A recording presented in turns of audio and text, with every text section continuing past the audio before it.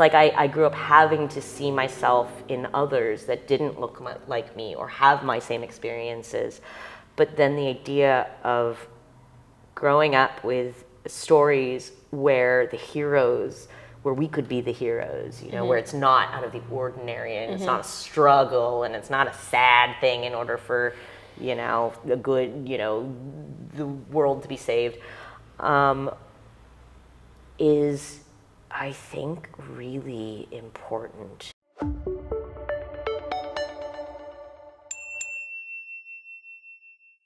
Welcome back to It Takes Universe. I'm Ashley, and today we have... Hi, I'm Erika Ishii. I use any and all pronouns. Truly cannot go wrong. You may know me from Dropout or Dimension 20, from my work as a voiceover actor in the upcoming Ghost of Yotei, from my podcast with legends Abria Iyengar, Brennan Lee Mulligan, and Lou Wilson, Worlds Beyond Number.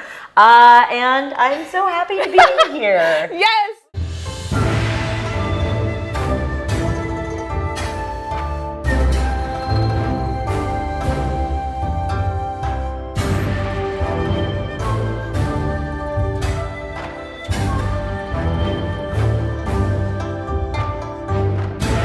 How I start these interviews, the first question is always, where are you from? And then what was your first creative outlet?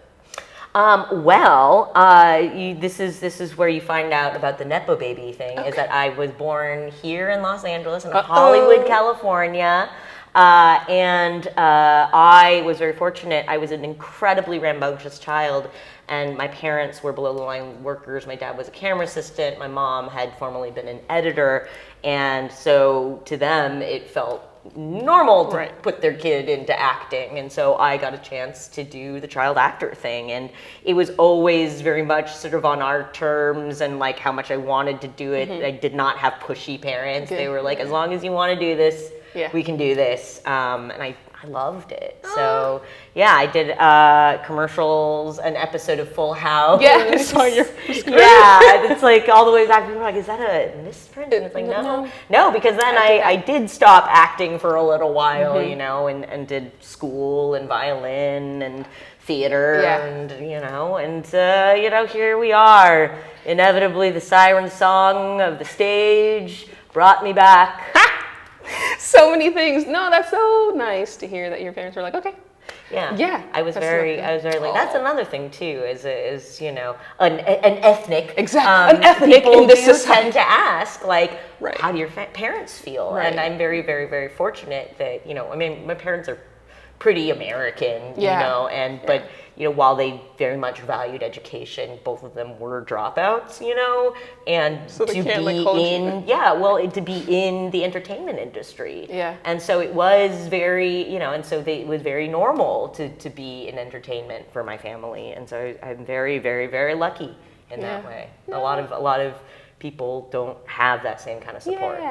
Yeah, no, that's awesome. Okay, so I always like to go back to be like, okay, what shifted this? Okay, so we did the Full House, and then you said you took a break just to do school and violin.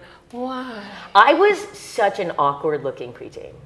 Like, truly, I was, you know, like, real kind of ugly stuff, you know, and, but also, you know, we sort of moved away we moved a little further away, and so it was harder, like, again, so fortunate that, you know, when you are an actor, you know, like, you have to drive to auditions, you have to take time out, you know, if you book something, it's like, and so it was a lot for my parents, you know, and, you know, just due to family struggles, like they didn't have as much time for that. And so I ended up just doing more things like local theater, and, you know, I was pursuing violin, and education was important in our family, so I did need to concentrate on my studies. There was a time, I think, in 4th grade where I was still doing like a education video for kids, and I just was so sort of like stressed and split that I was like starting to, you know, like have problems in school. And so it was kind of like, okay, well, we need to, you know, focus up. Yeah. And then in college, also I majored in mass media communications.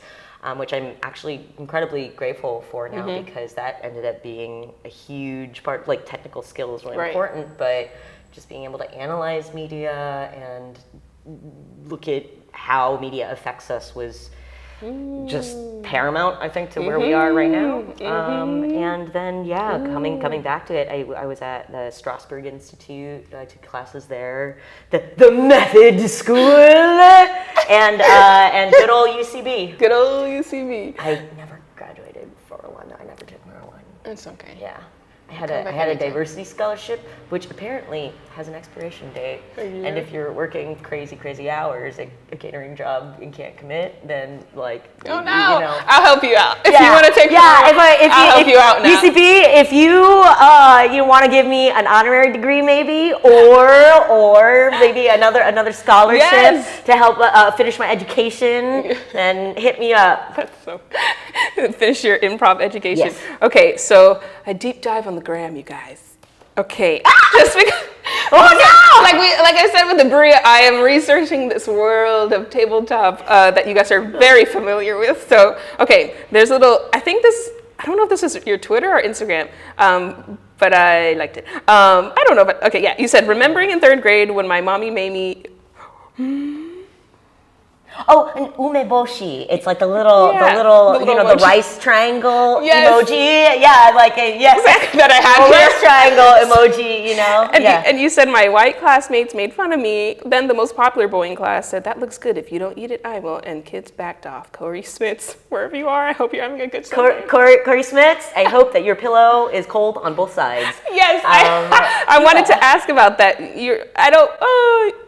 Now I'm like, what was the school experience like for you? It's crazy because it's LA. Terrible. Yeah, it was terrible. It was, and it was a suburb just outside of LA too, which I think really contributed to it because I was like one of a handful of non-white kids. Okay. I think, here's the thing, is if I just kept to myself, I think I would have been okay, because there were a couple of other Japanese American classmates, but they kind of just minded their business, I guess. But I'm not, I think, and this is what I've come to realize, is that if I had just kind of kept my head down and sort of fit into the box of what, a non-white person is supposed to be when you look at them, then I would be a much less polarizing figure, but I didn't, and I'm glad, I'm grateful that I had my parents' support, because they were also big weirdos and nerds, and but yeah, I think it really bothered people, and it still does, that I don't fit this sort of idea of what they want me to be or what they expect. There's just something about it that, me living very, very loudly that really upsets them, I think. So, I got bullied a lot, and I got, and looking back, I'm sure it was, it was just as much about race as it was me just being a weirdo. And so, to give some of these kids credit, it wasn't just that they were racist, it's that I did weird things, I did, and I was very loud, and I think, so it was really difficult. It was hard to find people who shared my interest, who, had my temperament, and, honestly, teachers, I was also very polarizing, and my siblings, I had 2 younger sisters, and they came up after me, and then they'd either get oh, you're Erika's sister, and they'd be like, yeah, or, just sort of they'd be like, oh, you're so polite, and well, you're such a good student, Yeah, because I was a good student, and so some teachers loved, my curiosity and my sort of how excited I got about things, but some teachers just were you're not doing what the syllabus says, I can't deal with this. Right. Oh my God. It was hard, I remember a guidance counselor telling my mom, because this was before, I think I was very lucky, I got diagnosed with ADHD early on. I'm very, very, again, so many, all my gal pals now are getting diagnosed with it at our big age. Right. And so I was lucky to get diagnosed early, but this was before they had sort of accommodations for that or understood it. And my mom went in to talk to the counselor about it and try to explain, Erika is turning in on all her work and everything, but the counselor said, it is not our job to make sure every child lives up to their potential. So, that's kind of the school system. And if you have a weird kid, or if you are a weird kid, they're gonna try and kind of mash you into something. Right. But you had your parents to. I was very lucky. Oh, my parents to were hold it down. Consummate weirdos, yeah. Oh. Yeah, because all at the same time too, being outspoken and weird is in the purview of people who can do that safely. Right. I mean, being too weird in different parts of our country, or looking differently than me. Is not easy. And then a female. It can be different. So I'm glad that I got to be weird, and as difficult as bullying and from teachers and crazy students is, it's still I am so glad that I just did stick to my guns this entire time. Don't be small, be yourself. And I'm sure you've learned a lot of lessons from that to today versus what I feel I don't know, butterfly effect of trajectory, would your life have been different if you then stayed small throughout school? I can't imagine, I don't know what it would be like. I think it's good. I think it's good. You lived large the whole time. I did. Yeah, see, I do have your Full House credit. Okay. So your parents were in the industry already. So then I guess since they have that knowledge, I usually ask, how'd you get your first agent? So they were just able to aid you with okay, headshots, you need this. Yeah, and that was the thing is they asked around, and I had a kid agent, a kid manager. But then, when I sort of stopped doing that for a while, I had to go out and find my own. I think they're outlawed now, workshops, manager workshops or something like that, right? They still exist, but now it's education. I think basically what there is, and I can't say it's a scam because it sometimes works, but it is not a great system. And I also have talked to agents and managers and I'm this is the only way we can do it or something. I don't know. But it's you pay to play essentially. You're part of a class or you're part of a workshop and you pay to get in front of casting directors or agents or managers, and if they like you or if you have a specific look, they might sign you. And when I was getting back to acting, post Strasberg, post college, I did a bunch of those ones, and they ranged from being truly terrible and demeaning to did you ever do those? I did those. Yeah. Did you have any that actually panned out? I did it when they were the pay to play ones, and then the whole stop, we can't do this anymore happened. Right. And then I only recently started doing it again now. So now they back in the day, they could take your headshot and resume with them. And now they can only glance at it and give it back. And then you follow up later. And then you can email and be thank you for having me. Right. So I don't know if I saw any results when I first went, but I was super green. I didn't know what the hell was going on. Someone just told me to take it and I took it. Right, and that's the problem is it's this sort of scattershot net and you can only sort of get into the pool if you shell out money for it, and it's just so much and it's not fair. But I ended up getting an agent for a little while from one of them. I don't think I ended up booking anything through her, and she was really very awful, and in the end, when we parted ways, it was because she had taken me off of Actors Access and sent me a response. I was oh, I'm doing this, or I'm in this, or something, and she was we are in the middle of pilot season, all capitals, and that was the last I ever heard of her. So I'm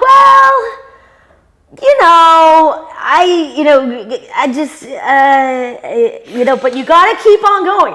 Any other smart or self-respecting person might have given up at that point, but not me. Just like, I gotta find my person. You gotta find my friend. And you know, in the end, like, I'd say the thing that got me started, you know, like, because I had, in some ways, I really feel like, I think Brennan has said this too, that his parents knew which doors to knock on. They couldn't open any doors for me, that's good. you know, because like it's not like my parents' name had any meaning, or you know they had friends who could cast me in anything. Right. But it was like they were like, oh, we need to get you an agent. We need to put you in front of like like a manager. And then there was that era of my childhood. But then like those credits don't really transfer over to like when, you know, the years later. And so at that point, it was like starting from scratch, and like all of the workshops, all of the new headshots all the time, and you know. But then the thing that really started me on my way was sort of, I guess, like the sort of people and friends that I met through my both UCB and my nerdy pursuits. It was this weird crossover. Yeah, the community, like, and being here in LA and doing totally unsold out shows right here on this block, you know. To the 5 people in the crowd. To, you know, and just really, truly, the moments of doubt and, you know, struggle and crazy weird hours and finding friends where you could. And then it's so gratifying that a lot of the people that I started out with, like in Tournament of Nerds or in, you know, my UCB classes, we've all sort of ended up together. Again, yeah, it's been nice. Full circle. Yeah. So community, what keeps you going. The whole point of this is community. Yeah. Okay. In an interview with Bungie, you stated that playing The Last of Us inspired you to enter voice acting in video games. And what happened? Now you're in The Last of Us Part 2. Yeah. So can you describe why was that the game to make you go like, huh? Yeah, it's funny because I had played games before that. I grew up playing games, but I think that was the first one that I played where I said, oh, there's just so much collaboration with actors, and it's like acting is such a priority clearly for this studio, and there's the story being told, and it examines, you know, the morality and the way that we play video games, and that's so interesting. And yeah, I think that was where I really decided to pursue it, because, you know, I always knew that voice acting was an option before, but it is a different set of skills and a different buy-in, because like if you are pursuing voice acting and you're not already a celebrity these days, you have to make a demo, and at the time it's like almost $1,000, you know. And now there's so many more options for buying a really cheap mic or a used mic, but back then it was like, well, at the very least you need like a $50 USB mic and stuff, and sort of a room or like furniture pads or something to make it sort of soundproof, and you know you need to sort of know the right people, and so it was a whole different track that I would have to start in on. And at the time it was also not a thing that was necessarily like, we didn't have like voice actors really going out and having lines at conventions, or you know, it was still kind of, it wasn't new, not by any means, but it was not something, it wasn't as high profile as it is now. Right. So I loved video games, and I was also at the time, you know, I started Twitch streaming, and I started, you know, I would go to indie game shows or to cons and like hand out my card and to talk with developers and to be like, well, could I stream your game? Would you come on my show for me to interview?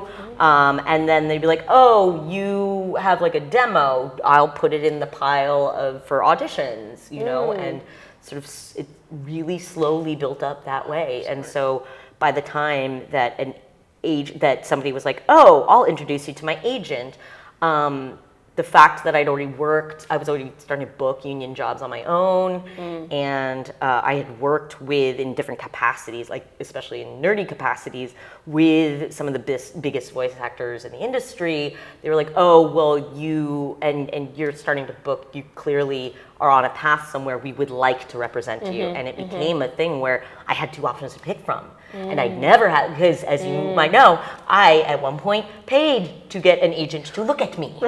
So yeah, it was a very interesting position, and it was something that I sort of built from the ground up because I loved it. Wow, hustler! I love hearing that, of just like, even with agent or without agent, you still being your number one agent. Yeah. It's essentially... That's the thing too. There's only so much that agents and managers can do too. Right. Unless they're like big high profile ones and stuff and they can get you a meeting. Right. But a lot of times we just have to just do it ourselves. Exactly. We gotta do it ourselves. No, it's refreshing to hear. No, I love that. Hustler. Okay, let's see. Okay. So many things. You guys. So...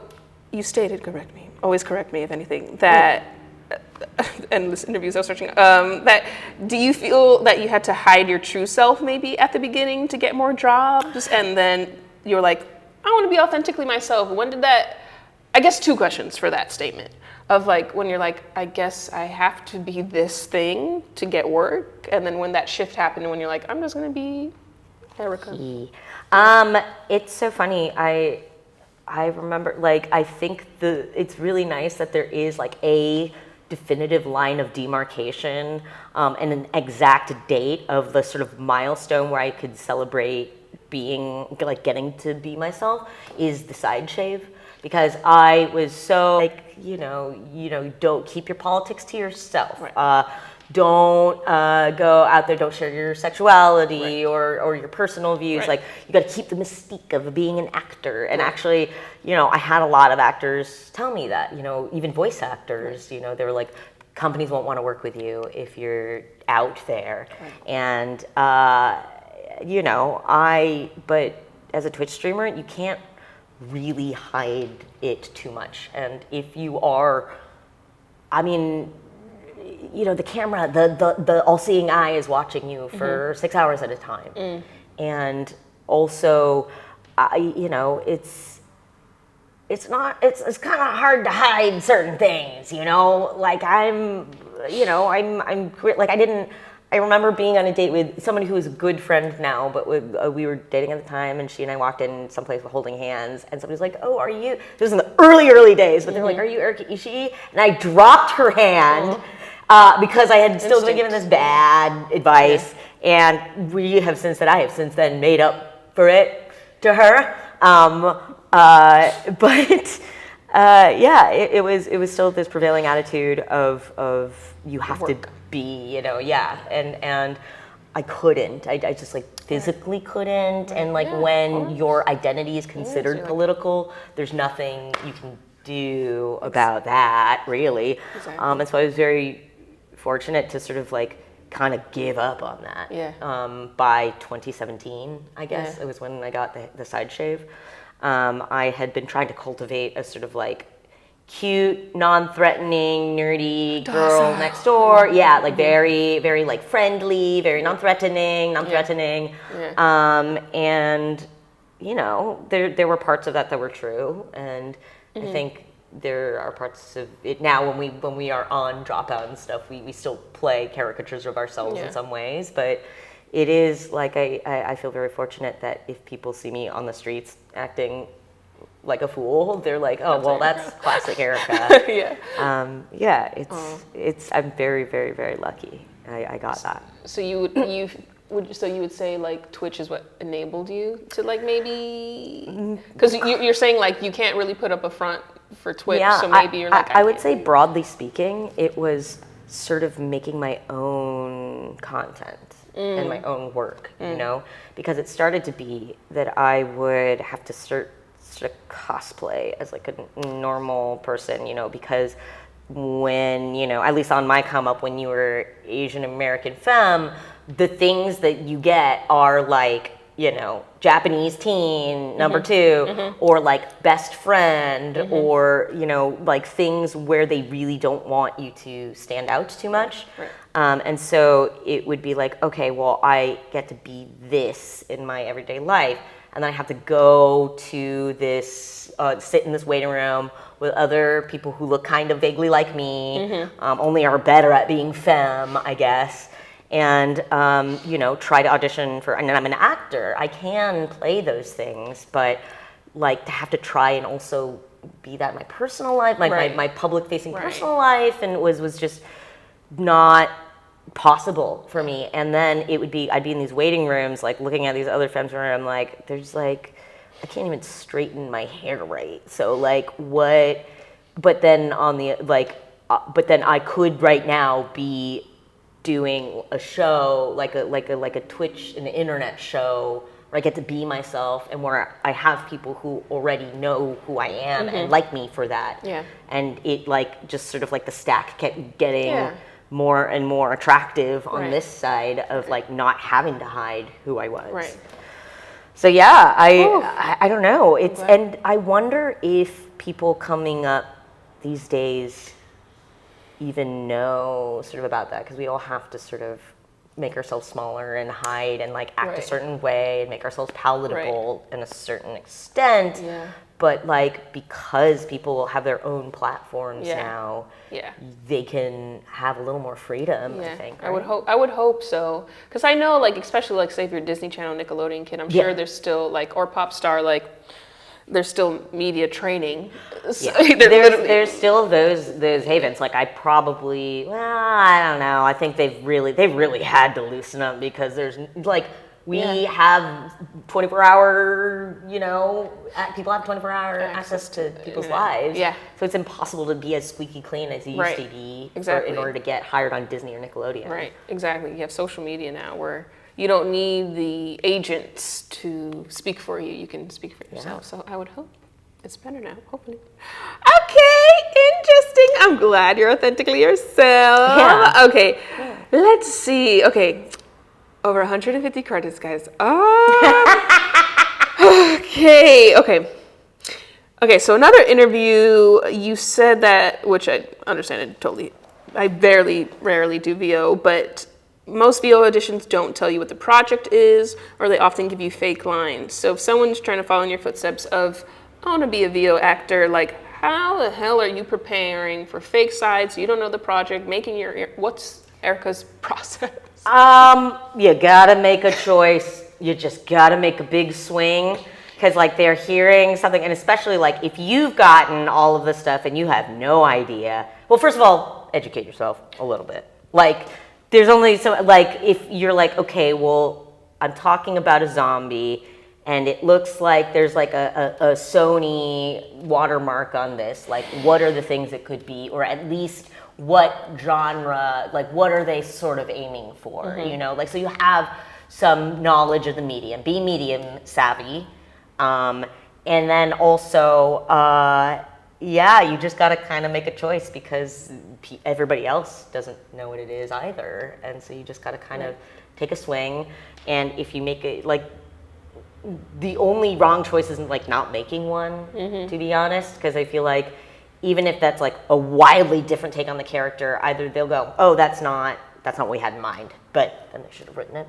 They should have written the sides better. Exactly. Maybe. Yeah. Or they're like, oh, that's really interesting. Like we hadn't thought about that, and that is something that has happened. Yeah.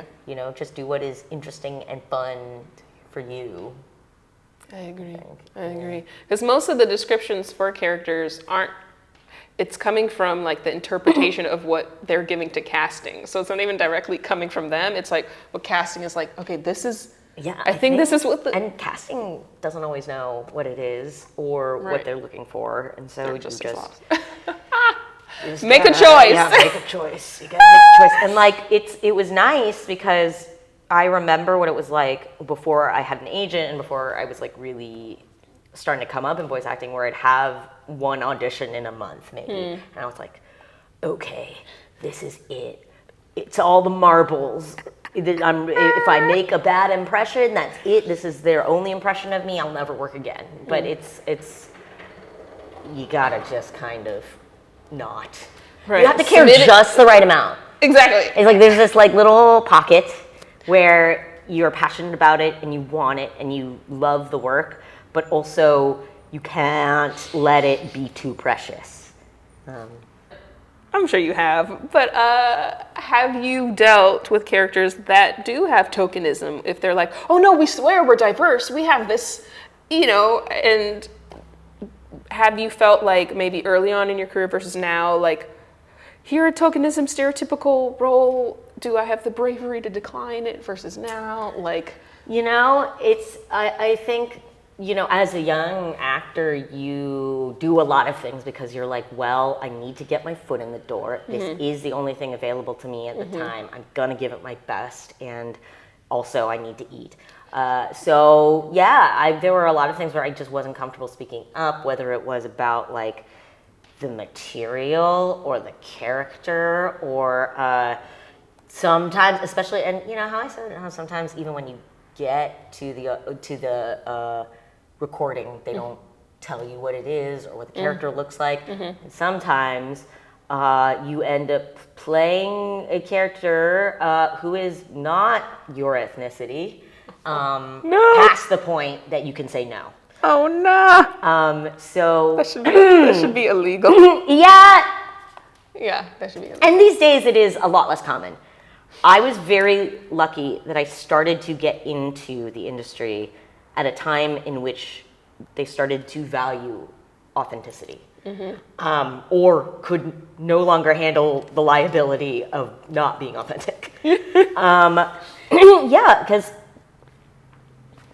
both in terms of gender, sexuality, race, I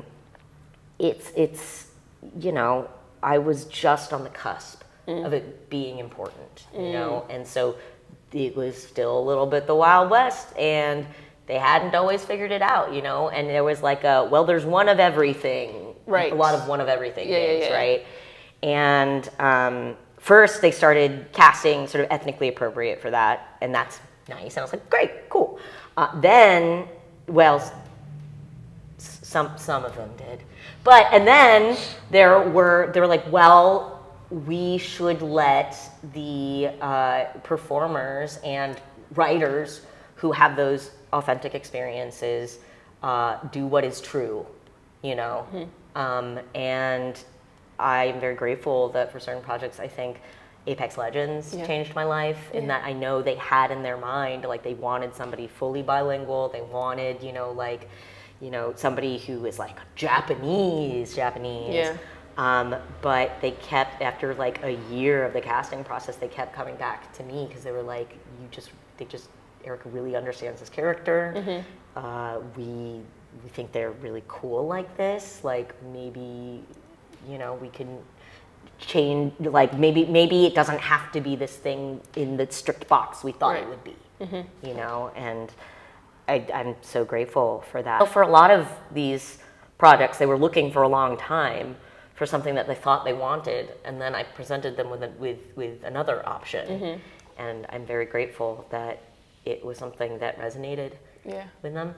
Yeah, no, because great, Apex. We'll go to Apex since you mentioned it. Yeah, because I think you said that your agent was able to low-key tell you what it was for, and so you redid the tape.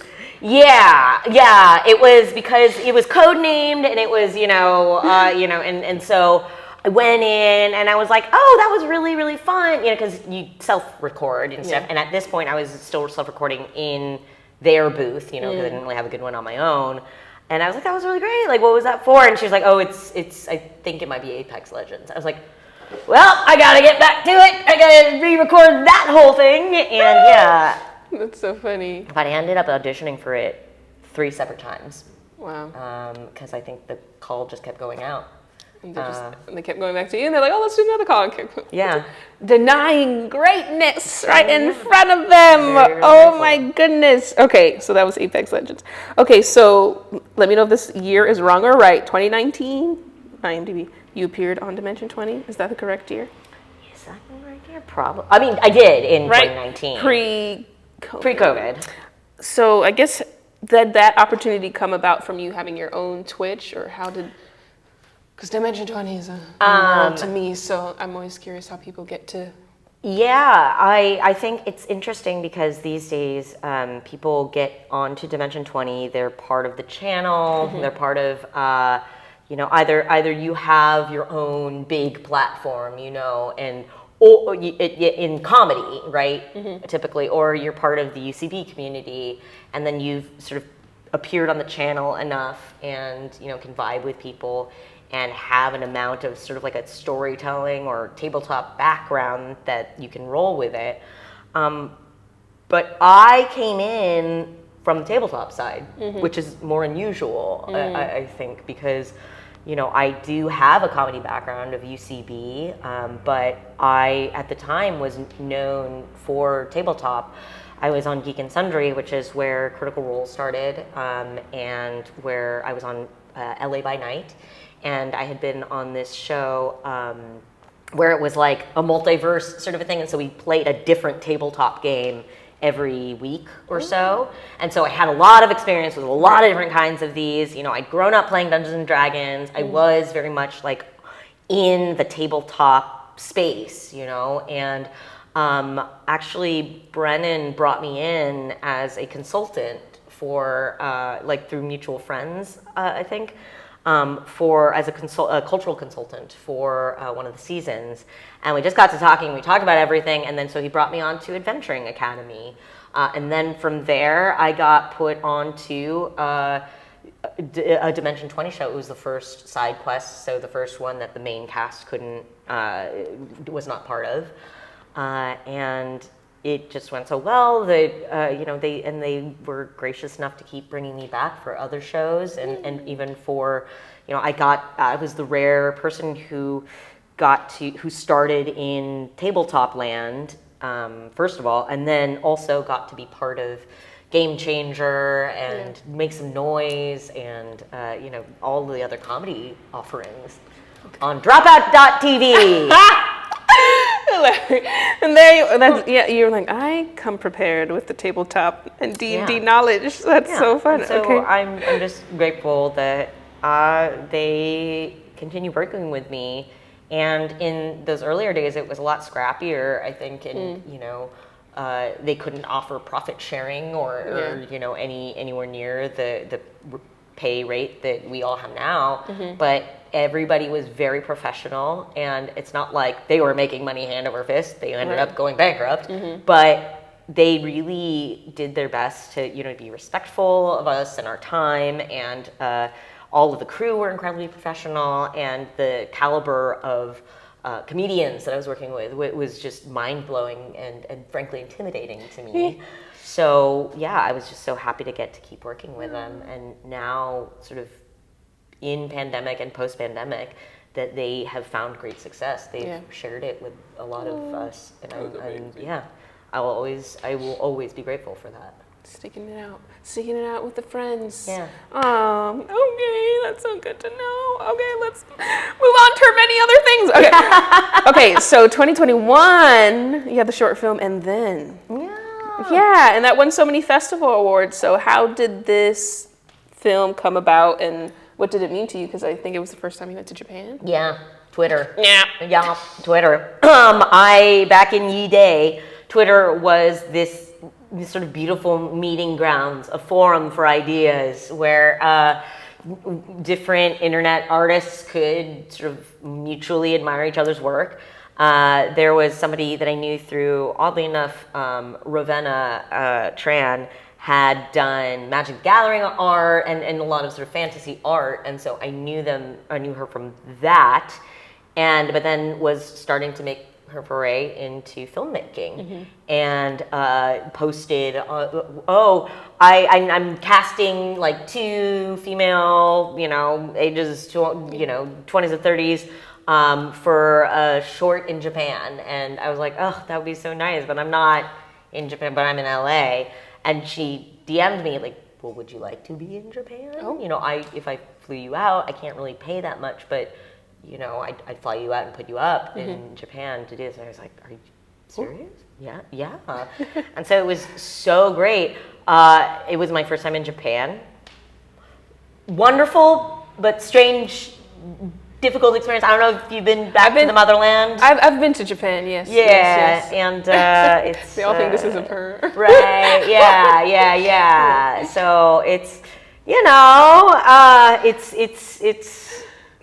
it was also incredible and wonderful, and working on the film was a special experience. And we were there in February of 2020, so, a lot, we really kind of just got out, and then the world shut down. Right. And I'm really happy that the film got made, and now that it is out online, it's really beautiful. If you look up And Then, it's on, I believe it's on YouTube. Yeah. YouTube and Vimeo. I think Vimeo. Yeah. Vimeo, it might be Vimeo. But it is out there. It's a lovely girl meets girl story. It's just so gorgeous. And Rino Hoshino, my co-star, was fabulous. She's a fabulous actor, and that was really something very special. I'm glad my first time in Japan was also for work. Yeah. Because then it was like I got to see parts of it and like be there with people, and I didn't have to worry about like planning tourist stuff. Right. It was just being there. Being there, experiencing it. Yes. Okay. Still your own agent, submitting things. Okay. Yeah. I was curious about that. Okay. Okay. I asked Bria this too about negativity. Okay. So another tweet, which is so unfortunate. So you said, I'm going to be making some exciting announcements soon that will likely draw the trolls and bigots and gifters. And I ask you to please refrain from engaging. Don't spare them any brain space. Just support a nonprofit and spike. Keep loudly being you and do what you love. So yes, do you feel that you have to, I'm glad people are obsessed. The fan base is there. Do you feel like you have to, you accomplished something, you're automatically going to get haters and have to be like, all right, my friends, don't. Do you feel like you have to do that now? It's so funny because I saw your interview with Abria. She quoted this, and I quote Abria quoting Journey Smollett a lot. Okay. I do not accept critiques of my work unless somebody is in my industry at my level or higher. And the sort of reverse of that is, because, of course, like any creative, I have imposter syndrome, and I'm constantly doubting my work and myself, but I mean, I am friends with some of the greatest minds in the world, and some of the most just like incredible thinkers and artists and actors in the world. Mm-hmm. And I mean, who are all these random angry people to tell them that they're wrong? You know, if we're proud of the things that we make, and they are the judges of my character, I think very much of their opinions of mm-hmm. me, because they know me, first of all, and second, I know that for many of them, their character is just, that's the kind of person that I would want to hold me in esteem. So I can't really be mad about people being mad on the internet. It sucks. Like, it's always kind of there, and I don't know that any other sort of, like a AAA voice actor has to deal with the amount of like true, except maybe Deborah Wilson. Deborah Wilson has to deal with a lot of bullshit. But, it's so odd to suddenly be on like the front line of a culture war that you didn't really have any, it's just wild to me. It is wild to me to be perceived at all, I think is what it is. Yeah. And so the fact that, I don't know, I love the things that I make with the people that I make them with. So, I think a Dropout and the game companies I work with pay me enough not to care, about that. I don't know, I do what I love. Yeah. I have so much love in my life. Mm-hmm. I have incredible friendships.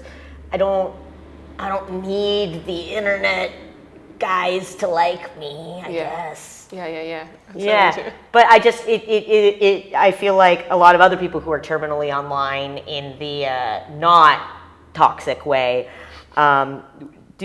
it bothers them, you know, to see it, and I don't want it to bother them. Yeah. Because like it definitely isn't a reflection upon them and the aspects that they're criticizing about me. It's not a reflection on them. I just want them to see that I'm pretty unbothered by it for the most part, because like people should feel free. Like these people are afraid, everybody's afraid. That's the human condition. But some people deal with that fear by trying to make others small, and I don't want people to see that and to think that that's what they have to do in order to be successful or happy. And that's well,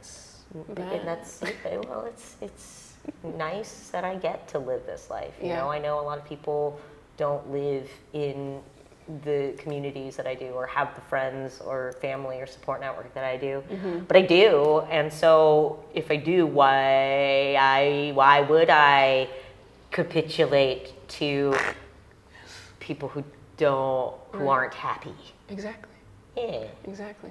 Focus on the good stuff. Yeah. Also, in order to be infamous, you do need to be a little famous, and that's kind of cool. Okay, so since you mentioned then imposter syndrome, so then how do you get over that? Or it's a flow. It is. It's a flow.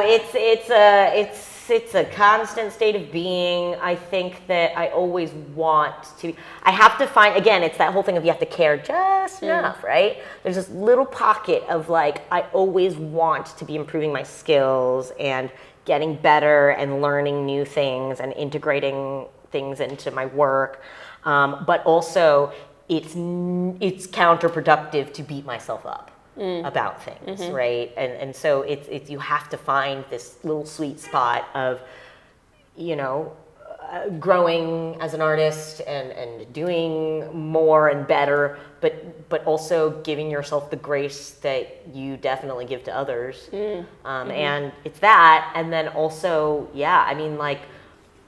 I think Courtney Taylor, who's an incredible voice actor, and just like, she said one time, she was like, "Oh, I saw the trailer that you did. You were great." And I was like, "Oh, I think you're just saying that because you're my friend." And she's like, "No, I have no incentive to lie to you. If I didn't like it, I just wouldn't say anything." I was like, "Oh!" I love those friends. Yeah, I guess so. And so if people that you have in high esteem tell you, like, people who have no incentive to lie to you tell you things, especially if they can give you criticisms and critiques on your work, like honest feedback. Yeah. When they do praise you, it's like, I can't be like, "What, you're a liar?" Yeah, logically. I guess. Yeah, logically. Doing the math. That's math. That's math. Okay. Okay, so oh my God, too many things. Okay, let's go to the Ghost of Yotei. Okay. October, that's crazy. That's crazy. Are you ready? Yeah. And I think they literally just released the 20 minutes of actual gameplay that literally just happened. The gameplay deep dive at the State of Play, it was just remarkable, because like almost all of that is new to me. Because I don't. A lot of times you don't get a chance to see it, especially in video games. You don't get a chance to like be part of the process, like past a certain point. For this one, I did and I got to see some stuff. But it is a jump scare seeing my face fully rendered out and just those beautiful environments. And like, oh my God, they announced some stuff where I was just like, as a fan, my mind is blown and I am freaking out. You know? Yes. This is huge, guys. It's so huge. I can't believe it. And the game was nominated. Okay, so it's nominated at the Game Awards for the most anticipated game. Oh my God! And featured in Sony's Astrobot. Yeah, I love Astrobot. I love Astrobot. Between my best friend and my partner and I, we beat all the levels and we've gotten all the little bots. And now there's one that's like based on me and my character, and it's so cute. So what? The dream. Dream is reality now. Oh my gosh, what has been, because this is iconic now, what has been the most, I guess, transformative part of this journey of the Ghost of Yotei for you? I mean, it's, you've been working on this for almost 3 years now, you know, and it's just, the team is phenomenal. I was a huge fan of the first game, which I finally finished like this past year, because I was just sort of noodling around. I spent so long just running around the countryside, gathering. I maxed out, I think, all of my, you know, the collectible things you can collect. I like maxed out, like I can't collect any more bamboo at all because I collected it all. And so just to be part of this has just been remarkable. Oh, I'm so proud of you.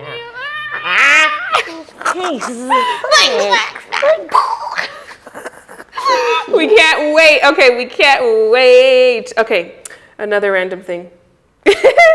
Okay, let me know if I'm pronouncing this right. Because in that comment, I think you responded to a friend's comment in the comment that this would be coming out.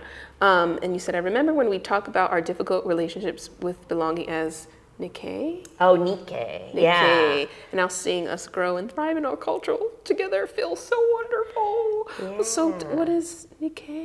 So Nikkei is Japanese that were either born or raised outside of, it's like the diaspora, right. You know? And it's hard to be caught between cultures, you know, whether you're mixed or because, you know, you're, you know, like not considered American enough, right. But not considered, you know, when you go back to the homeland, they're like, Asian enough. you know, you're not enough, you know, right. And so you feel really trapped between worlds. And I've been so fortunate to get to play parts, to either be cast in parts or to tell stories where it's not about having to fit in any specific box, but about sharing an human experience, you know, whether it's queerness or being Japanese or being American or, you know, Chinese. It's more about, you know, the personality and the journey of a character and, you know, what part of the story they're telling, as opposed to proscribing to them, you know, this narrative that we see over and over again, whatever that may be. Yeah. Like, and to be honest, I think tabletop was so instrumental in that. I worked with a lot of people who were so game to just normalize any of this, you know. I've been very fortunate to work with a lot of tables of people who are marginalized or people of color who understand what that's like. Yeah. And so it's, when you're at those kinds of tables, it's difficult to be tokenized or to feel othered when everybody else is like sharing in that experience or is like 100% along for the ride, you know? I highly recommend tabletop role-playing games, even just in your personal life, getting to explore stories. Everybody has to have an amount of creative outlet, and even if it's not, it's so messed up that in LA and in the US, it has to be monetized. All of your creative output, everything has to be monetized in order for it to be considered worthwhile or successful, or for you to even be able to do it. Right. But I think just the idea of telling stories in your personal life or with your community is so needed just for your mental health and for the others around you. And it's been really wonderful to see stories like that, authentic stories. Yeah. Also find commercial success recently about storytelling authentically. Right. You know, that's great. Okay, so queer, gender fluid, let's talk about that. Okay, someone growing up, they're like, what's going on? That's the state of growing up, yes, Okay. for sure. So, for someone like me who's very boring, what does that feel like when you're like, I'm not feeling like this box that society is always putting us in? This is your race and this is your gender. Like, how does that feel growing up when you're, and how do you come to the sense of like, I'm queer, I'm gender fluid? Well, I'm going to push back a little bit and say that you're not boring, clearly. Well, I don't think you're ugly ducklings. We'll both disagree. Touche. Agree to disagree. You know, it is really hard. I think I was very lucky, again, like growing up having supportive parents and everything. I think for me, it started from a place of just being goo, you know, where you receive all these messages growing up, and there are some that you have to grow out, like definitely the idea of like, you need, like, you know, the gender aisle at Target, you know, and just the ideas of what you have to be. But I think that I just get so into things, you know, that are like, and don't quite permanently make them part of my identity, but like sort of feel like a hermit crab with the, you know, putting all the cool stuff in my shell, and then if that outgrows, then like, if I grow that one, I'll move on to the next one and stuff. And it's nice because I didn't feel like, you know, of course, the societal pressures and you know, all the pressures of having to fit in those boxes did apply, and I had to do work to get out of them. But I did start kind of from a place of like, well, I'm just me. And I like playing dress up. I like, at the time, bugs when I was little. I had a little bug catcher and stuff, you know, catch and release. I liked what I liked. I dressed how I wanted to dress when I could. And I think, you know, there are certain things that I had to discover, like, and I didn't have terms for a lot of these things, but I just always knew I wasn't like other girls, and that's, you know, I mean, and then that makes sense why. I think that I've just been very lucky to be constantly in search of identity. I think people definitely calcify in their...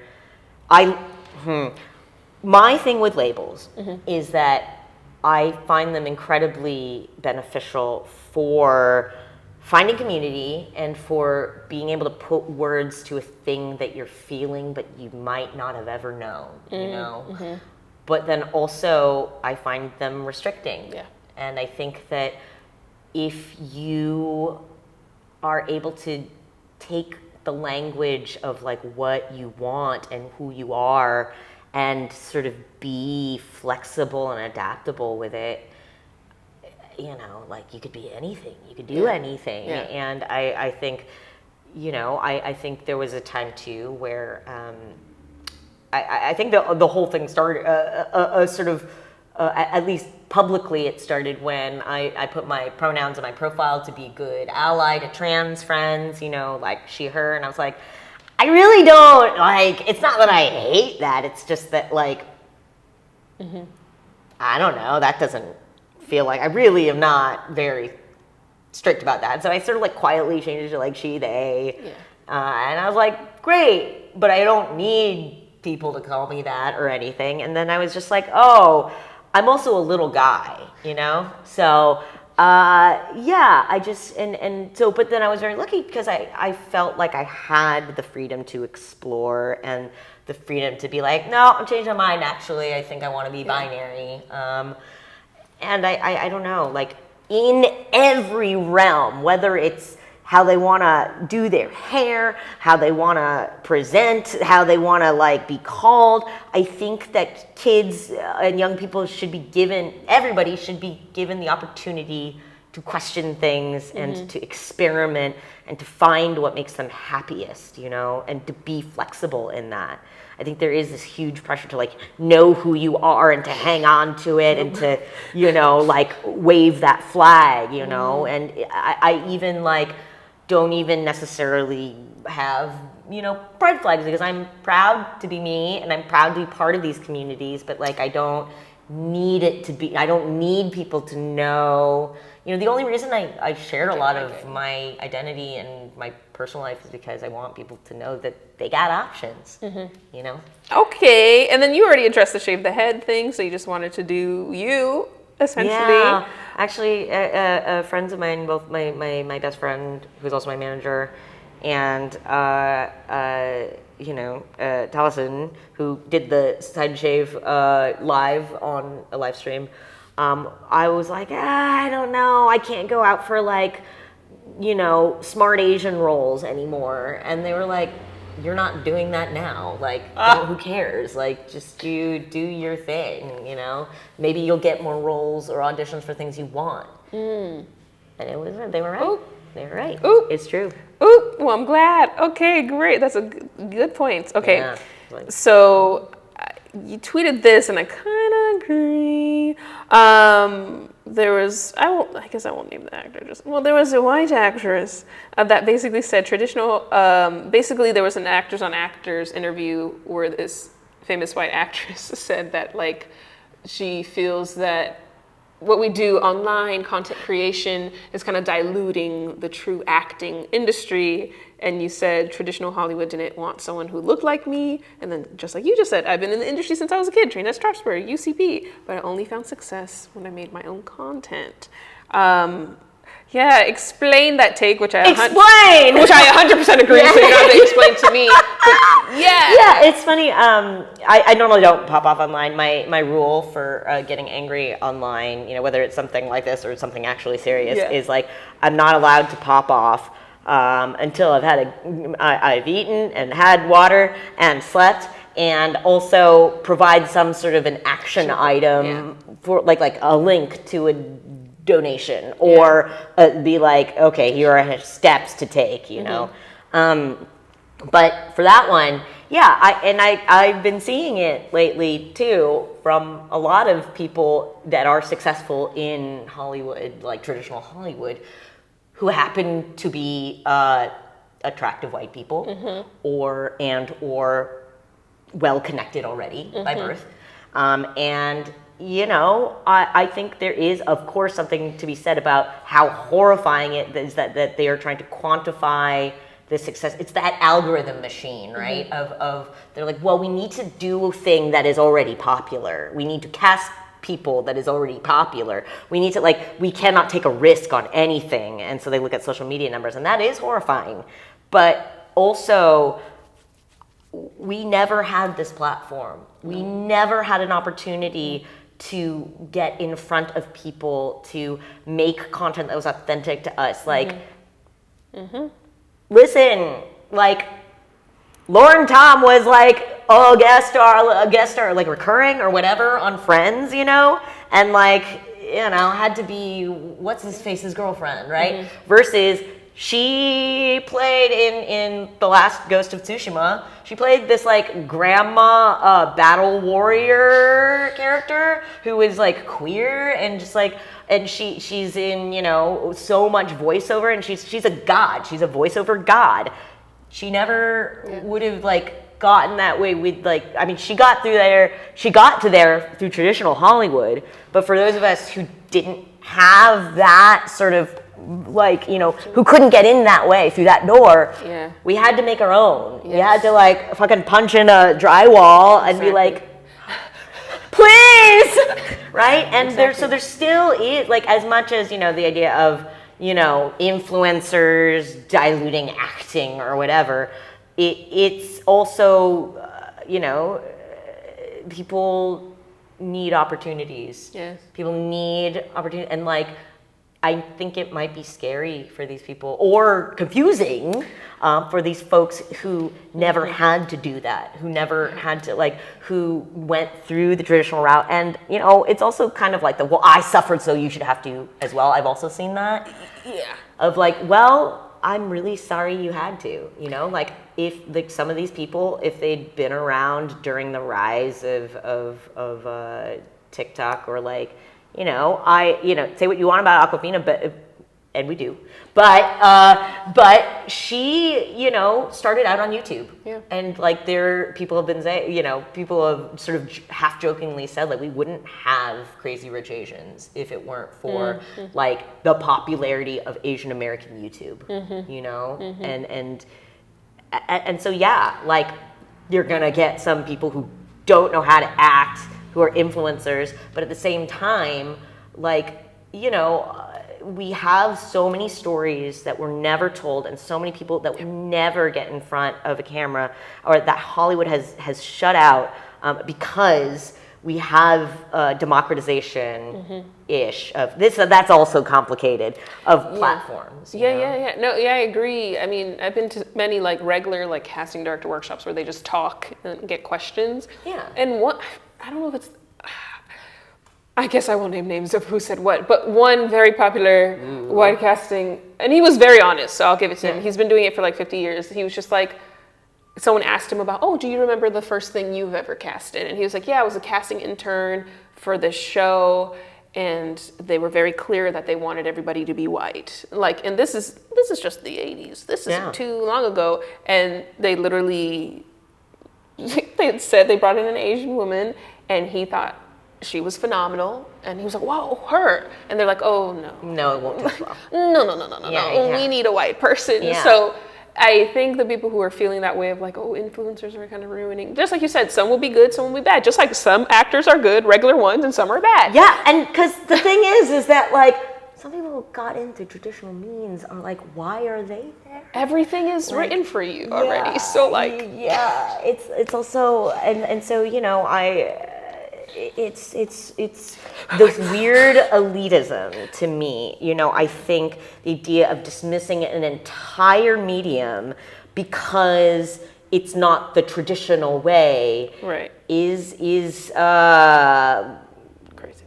Yeah, it's elitist. Yeah. It's classist. Yeah. It's you know, not to be ist, but it's dumb. Yeah. It really is, because you don't know any creatives or artists or actors who like came up through the internet and like only got Hollywood's attention because they had these numbers. Yeah. Like I don't know, and I do know, I'm a weird case too, where I got into sort of acting and voice acting. I think Sungwon Cho, Pro ZD, and I have talked about this, how we are weirdos in that we got into, you know, legitimate acting by being online.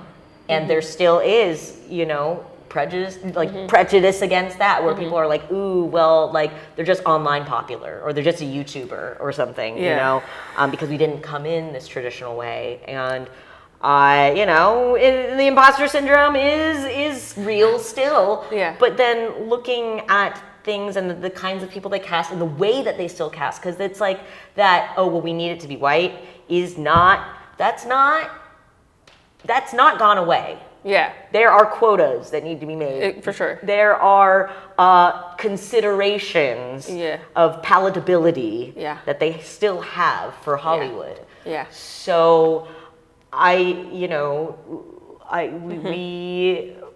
have traditional acting training.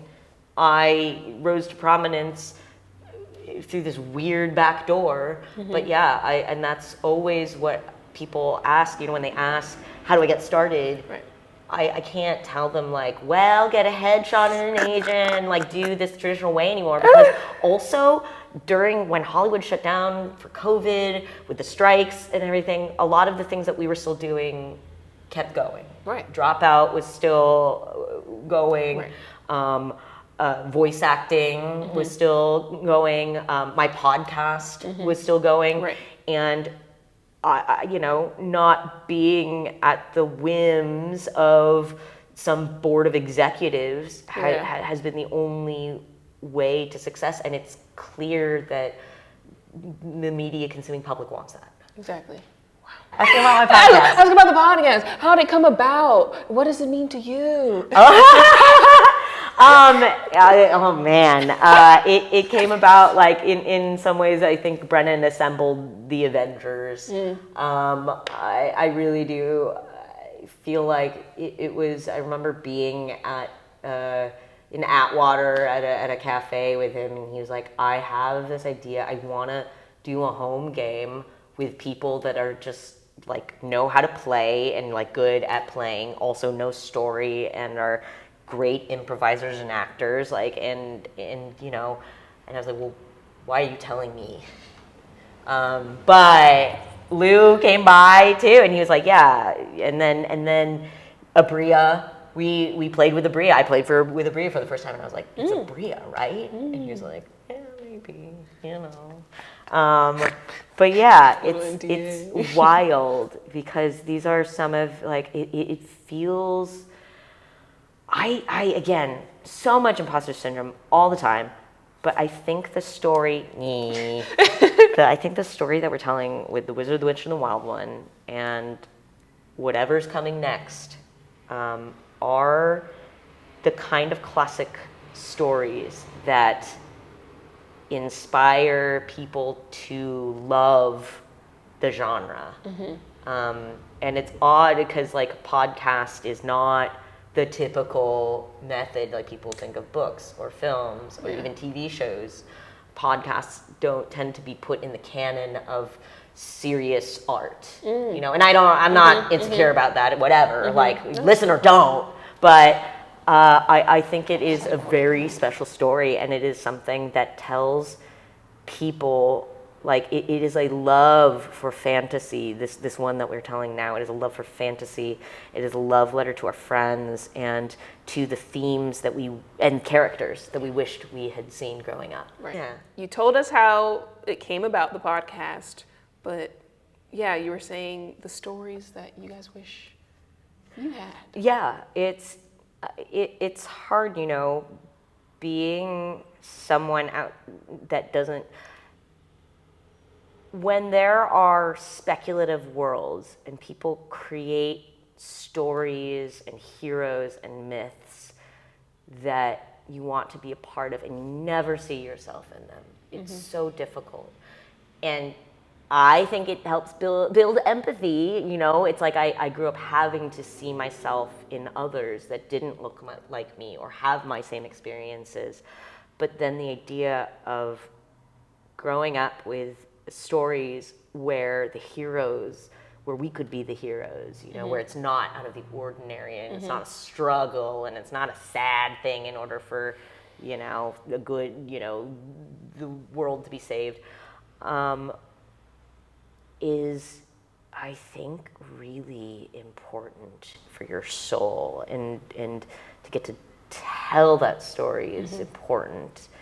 And I think that this podcast, this story that we're telling, is something that we are doing for each other, but also I hope for people who come after who will want to tell their own stories.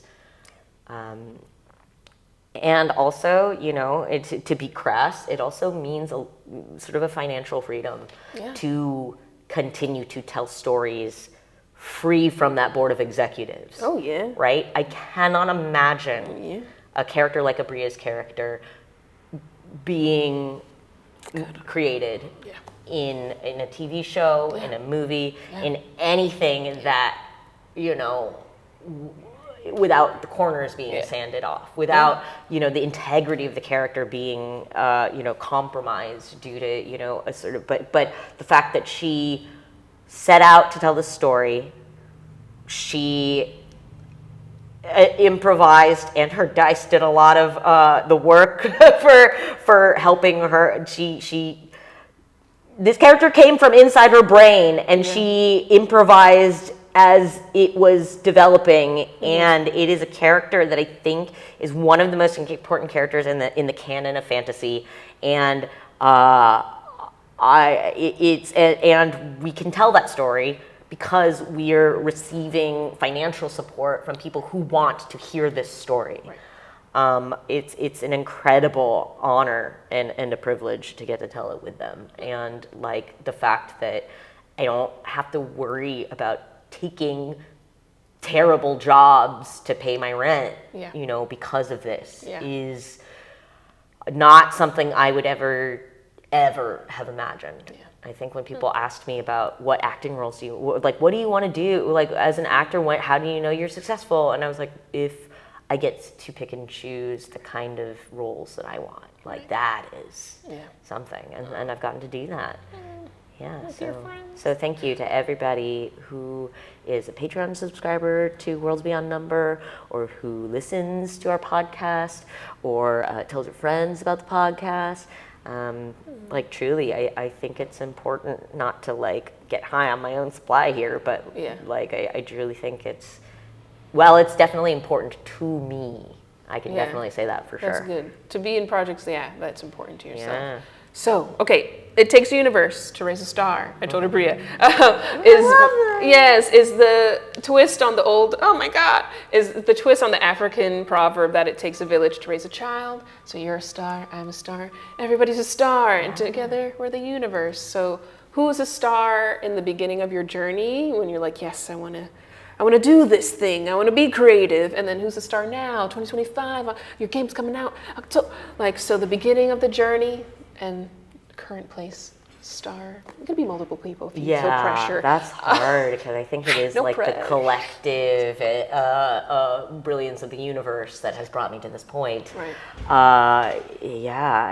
My parents definitely. I just am so grateful that they did so much and to encourage my flame, to my being a star. Mm-hmm.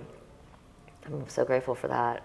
I'm so grateful for people who are out there trying their damnedest in a horrifying landscape every day. I don't know. It feels a little kiss-ass to be like, I'm grateful Sam Reich gave us all this platform. Yeah. But you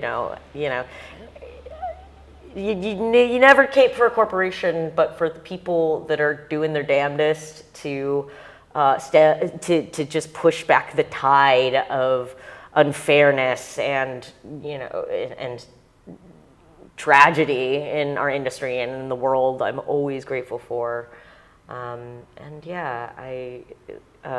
Also, special shout out to Iffy and Wadiwe, who we started out in the UCB midnight shows, not the midnight show, but a show that was at midnight, a little sketch show at UCB, all the way through Geek and Sundry, all the way now through Dropout and our Apex Legends. We got to announce in the same day that we were both working on Apex Legends.